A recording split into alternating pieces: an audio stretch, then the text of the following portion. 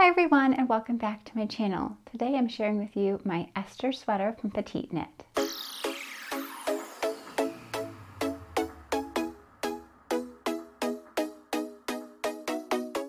So this is the Esther sweater from Petite Knit, which is a relatively new pattern that she came out with in the last couple of months.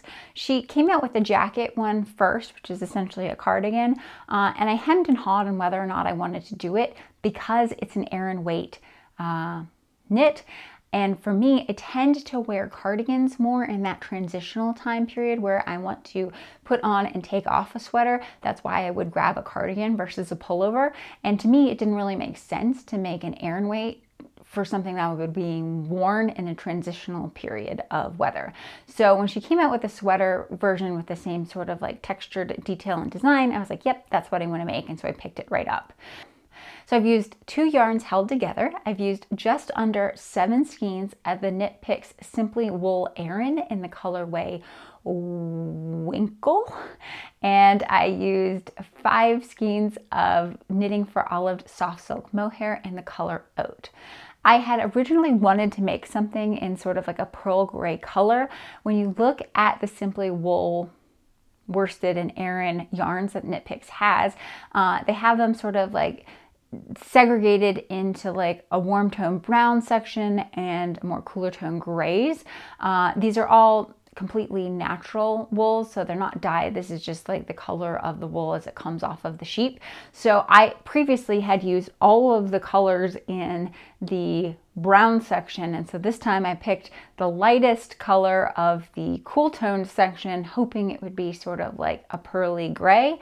Unfortunately, when I received it, it is a lot more beige than I anticipated. It looks very similar to Winnie. There is slight differences, but like if I wasn't holding them next to each other, I would say it's the same. Winkle and Winnie look pretty much the same to me. So I was a little disappointed with that, but I decided to lean into it, and that's why I picked Oat to hold it with, to sort of give it that grayish, beige, more coloration. I do have a pearl gray sweater I'm working on coming up because I just was like, nope, this didn't satisfy the itch. But that was the intention with these 2 yarns that I picked. I'll say that it gave me a quite thick gauge. Obviously, this is written for Aran weight yarn, and I held Aran with a mohair, so it's dense. And it is warm, let me tell you. But I do sort of like how it turned out. There are some things about this pattern that I don't particularly love. I think this was originally an Issachar pattern that Petite Knit has adapted, and maybe that's why I don't love it as much, because it doesn't have that same sort of like polish that most of her patterns have.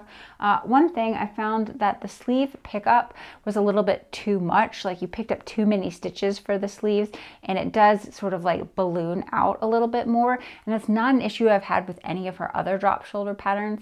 Obviously, you're sort of limited in the amount of stitches you pick up because you want to make sure that you get that motif in there, but there is a lot of seed stitch on the back here where I could have not picked as much stitches up. I also find that the back doesn't lay as flat as I would have liked it to. There's a little bit too much up here on the height of the neck, and so it doesn't lay as flat. I did have some gauge issues in sense that like when I was knitting flat, my gauge was a lot different than when I was knitting in the round. And obviously because you're knitting and purling, the gauge gets a little bit wonky. It's not the same as a stockinette stitch. That being said, the sleeve pickup and the back, I think, are both things that only I would notice and not something that anyone would pick up as I'm walking around. It's just, you know, those little like things that might annoy you moving forward.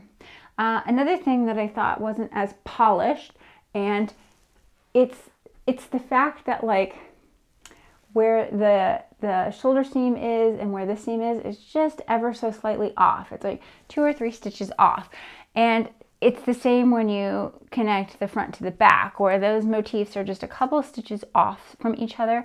And normally with Petite Knit patterns, there's a lot of attention and detail paid to like getting that sort of like seamless transition where everything lines up exactly. And I just didn't find that in this pattern, which is a little bit disappointing. But I sound like I have a lot of bad things to say about it, but I do really like this sweater. I haven't worn it a whole lot because I finished it in, late spring and it's now full on summer, 95-degree days. So I am sweltering in the sweater, but I do think I will wear it more once the temperatures cool down. One thing that I did change is the neckline on this. It comes with a double folded neckband. I've done 3 or 4 of those in petite knit patterns, and I just don't like them. I don't like a thick, chunky double knit band. So for this one, I picked up just a little bit less of the stitches than she had recommended for the neckline and just did 1 by 1 ribbing until I got it to the length that I like, which is about 1.5 inches, and then did my 2 rows of double knitting and Italian bind off. So it is not a double knit neckband, it's just a single layer, but I think I like how that looks a little bit better. I think it transitions better between the neckband and the garment itself. I find that when I do the double knit neckbands, it just looks a little too bulky. So that was really the only change that I made to the pattern. I hope you guys have enjoyed this look at my Esther sweater, and I will see everyone next time. Take care.